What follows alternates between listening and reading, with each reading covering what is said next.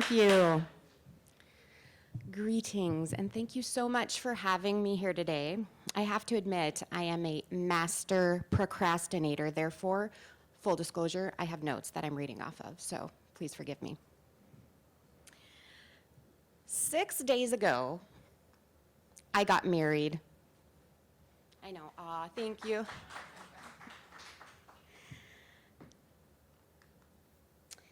These are my 4 boys, and I know what you're thinking. 6 days is an awfully short gestation period to produce 4 kids.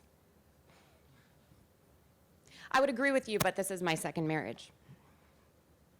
As you can see, they're all in different sports. We've got football, basketball, baseball, soccer, which means that we have in my house different shoes and practice gear, game jerseys, cleats, mouth guards. You can imagine the mess. It is so crazy. But what does this have to do with order fulfillment? Well, trust me, I'm going to tell you. It's messy. It gets messy when you're shipping on multiple channels. Like, this is a toy box, a messy toy box, just like my house, just like shipping on multiple channels in order fulfillment. How many of you in here have 1 child? Raise your hand. 2? 3? 3, 4, 1? So you know that as your family grows, so does the complexity of your life.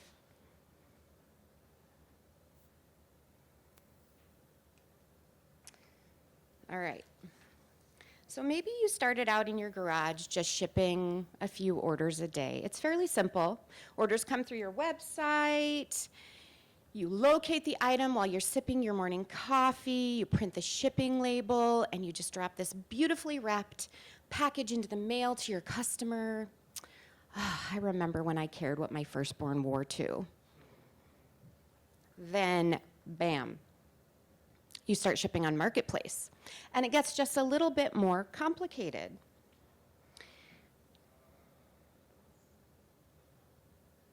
You sign up for a 3rd child. I mean, drop shipping. It's getting a little bit crazy. Sales are rocking, business is good, but before you know it, inventory levels are all over the place. You over-allocated on one channel, under-allocated on another, returns are piling up, customer service issues. It's getting to be too much. And then, bam, you start with EDI. One more layer of complexity. This is the big one. So you've got orders coming in from your cart, orders coming in from your marketplace, orders coming in from a DSV, and then EDI on top of it all. Now you really have to make sure you have your iCal color-coded, organized. There's so many questions. Like, I can't do my fulfillment by myself any longer. How will orders come into my 3PL? Do I need an ERP? What is an ERP? Am I getting the best shipping rates? How do I allocate inventory across multiple channels? What if my vendor scorecard is terrible? Well, good news. There are solutions out there, there are partners out there that can help you get organized and enjoy your morning cup of coffee once again, or in my case, a glass of wine or 2 in the evening. Let's chat about these different sales channels. What to expect when you're expecting to grow your sales channels. Okay, back to your garage, storage unit, warehouse, whatever it is. Let's say you've outgrown your space, and it's time to outsource to a partner. So in our current climate, integrations are commonplace. So if for some reason your partner can't integrate with you, just stop and bite the bullet and talk to a fulfillment partner. Because even if you're not ready for multiple channels, you'll find that integrations will not only make your life easier, but ultimately you should be saving on shipping costs, getting faster delivery times, lowering operating costs, getting better inventory management and visibility. It'll just improve your overall service levels. And as your business grows and you're ready to take on more channels, you must have a partner that can fully integrate with Marketplace and DSV. So let's flesh these two channels out just a little bit.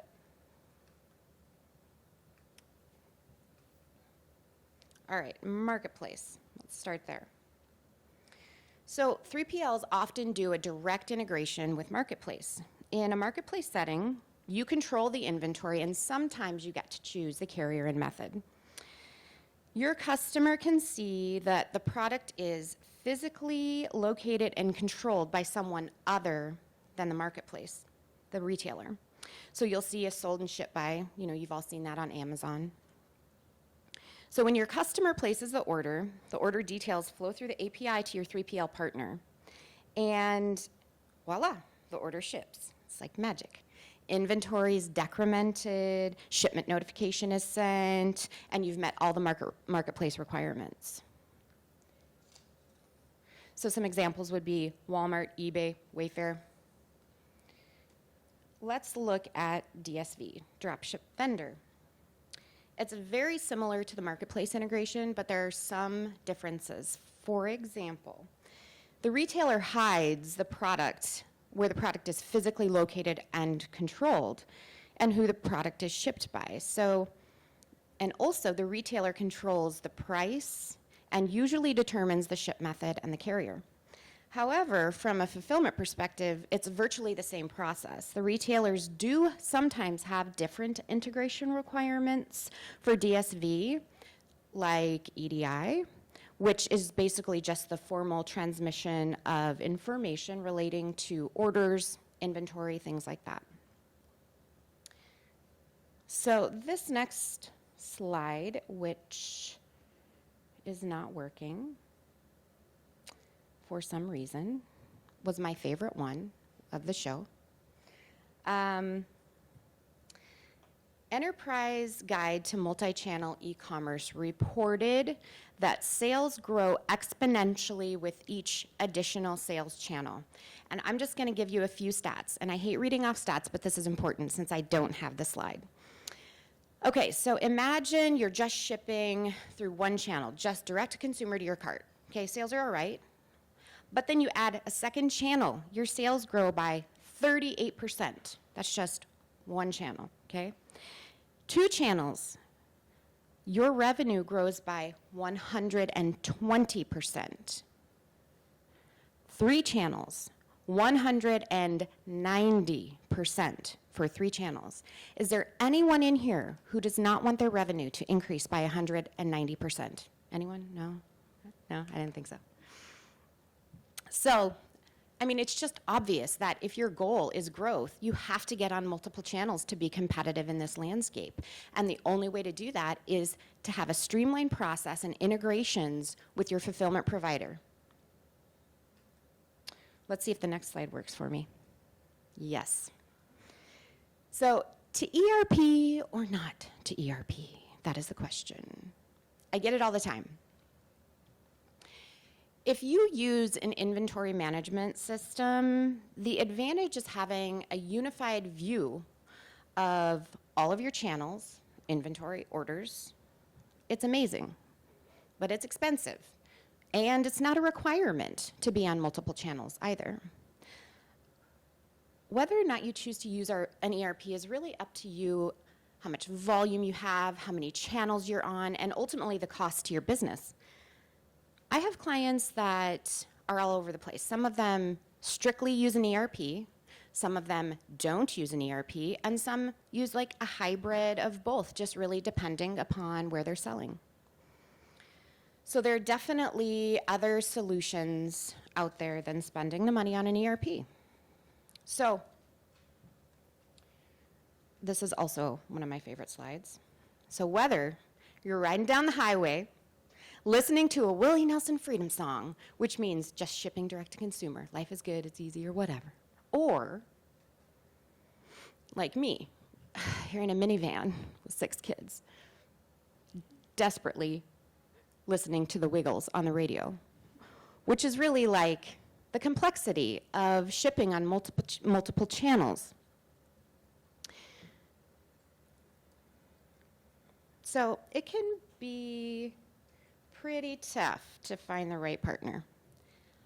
I know, I'm on my second husband. Seriously though, not all 3PLs are created equally.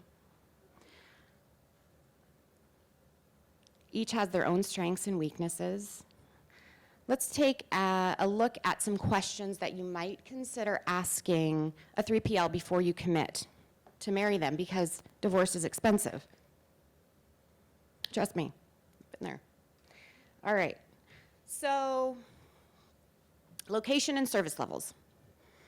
Where are the facilities? Not only where are the facilities, but where are the facilities in relation to your customer? Do you know where your customer base is? Do you know what zones you're shipping to? It's really important when you are looking for a 3PL to be smart about location. What are the order cutoff times? How late can your customer place an order in order for it to get shipped the same day? Or if it doesn't ship the same day, when will it ship? Technology and infrastructure. I would say that this is probably one of the most important considerations. I have a quick side story. We had a client who had been with us for 5 years. Things were going great. They were an amazing client. We had a great cultural connection. We shared the same values. We performed well for them, but they were like, you know what, I think we're going to take our fulfillment in-house, save money. So they did, and as they grew, it just became way too much for them to handle. And they were in Southern California, and they really wanted to have a partner that was like very close to their office. So they contracted with a 3PL, and they did what they believed was their due diligence, and they transferred all of their inventory from their facility to this new 3PL. Huge undertaking, very costly, as you guys know, I'm sure. So they get there, and the basic integration is done, just the e-com, but there's a lot of other complexities with this particular account. They're shipping FBA, they're doing seller-fulfilled Prime, they're doing drop shipping with Nordstrom, you know, let alone they're just basic carts. So there's a lot of different requirements going on. So they get there, the primary integration is done, orders start coming in, and it turns out for some crazy weird reason, and I don't know why, this 3PL can't actually generate shipping labels. So they have to like go off-site somehow, somewhere to generate these shipping labels and bring them back. It was absolutely disastrous for this 3PL. It cost them hundreds of thousands of dollars in lost sales, penalties, issues with vendors. Their scorecards were impacted. It was just a disaster. And so I would say tech and infrastructure is probably one of the most important questions that you can ask when it comes to vetting your 3PL. And sitting down and really talking through tech with their IT team and making sure they can actually do what they promised. So does the 3PL have an in-house tech team?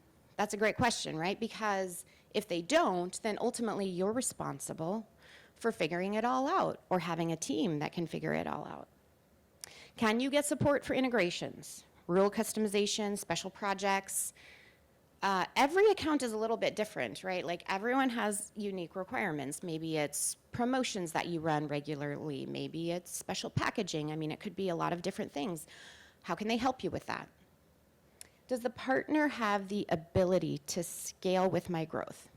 I get calls all the time from e-commerce companies that say, I really like my 3PL. They're great, but they can't keep up with my order volume, and I'm really concerned about that. And so really asking the questions about, you know, like what happens if my order volume doubles, triples? What happens during Black Friday, Cyber Monday? How do you handle that? What can I expect? Do I expect that orders will ship the same day? Is it going to be 2 days later? Will it be a week? Like, what do I promise my customers? So those are definitely conversations that you want to have before you sign that marriage contract. What's new and exciting that the 3PL is working on? Like, are they a company with a vision? Are they growing? Like, what's new? How will that benefit me? You want to work with a company that definitely has a vision that aligns with your goals as well. What OMS or WMS do they use? And does it work well with my goals? Some 3PLs have pre-built proprietary WMS software that's flexible, nimble. Some 3PLs use out-of-the-box software. I mean, I would not say that one is better than the other, but it's definitely a good question to ask.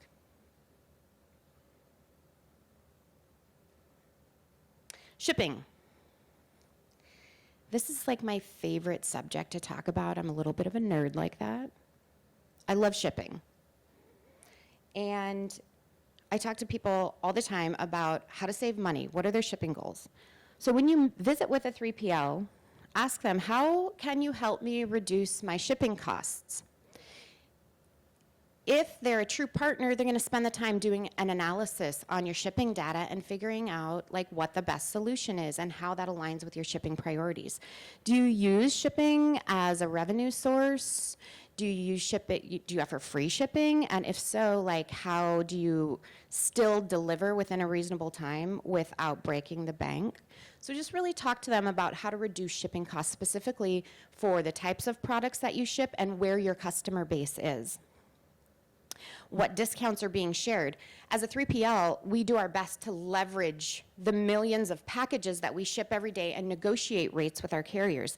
Not just shipping rates, but also accessorial fees like residential surcharges, fuel surcharges, dimensional weight. There are different negotiating factors that we use and approach our carriers with regarding shipping rates. So it's not just like how much does the package cost to get from point A to point B, but like all those other fees that you don't consider. How are those discounts being passed on to you as a seller? What percentage of the country can a 3PL deliver to within 2 days for ground shipping? I mean, this is another great question about location and whether or not it makes sense for you to split inventory and manage inventory in multiple locations, or whether or not it's cheaper to just centralize your inventory. Is the 3PL able to provide you with a custom solution? So for example, if you have items that weigh like 50, 60, 70 pounds, your provider should absolutely be going back and getting you the deepest discounts possible because those are obviously the most expensive packages, right? And giving you a custom solution based on your particular needs. What carriers and methods do they use? Is it just basic USPS, or do they have agreements with all of the carriers? So asking those questions not only for domestic, but also international shipments. And the international landscape is changing. Right now, USPS may be bowing out of international altogether. That could have a huge impact on your shipping costs. Starting in January, USPS is going to start assessing dimensional weight on priority. That's a big change. That could affect you. So having a partner that knows what's happening in the shipping landscape and with all of the carriers is important, because if you're not aware and they make a change like dimensional weight, your shipping costs could double and you don't even know why. That's a big deal, especially if you're offering free shipping and not passing the cost on to your customer. Support. Who's taking care of you? Who do you talk to when you have a problem? Who's helping to set up your account? Do you have a primary point of contact? I look at a 3PL and my customers as a partnership, for sure. And I want them to be able to call me anytime, to call my account manager, their account manager, and to be able to talk to anyone in the company if they have an escalated issue, whoever can help them. So be sure that you have the support that you need, because there's nothing more frustrating than having an issue in your business and not being able to solve it, not being able to reach someone to solve it. So definitely take the time to make sure that you have the support that you need, the email addresses, the phone numbers, the IT contacts, the CEO's cell phone number, if necessary. And I will hand that out, just don't tell him. What's special and unique about your business, and how can they handle that? So if it's a custom solution like, hey, I want tissue and a sticker, and I'd also like a handwritten note sent out in my package. Can you do that? And how do you execute it exactly?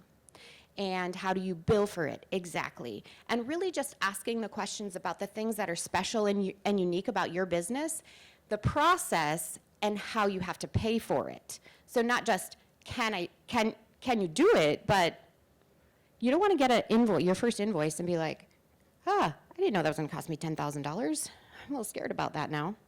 Sorry I asked. Returns, that's another big one. So there are different options in terms of returns processing and integrations.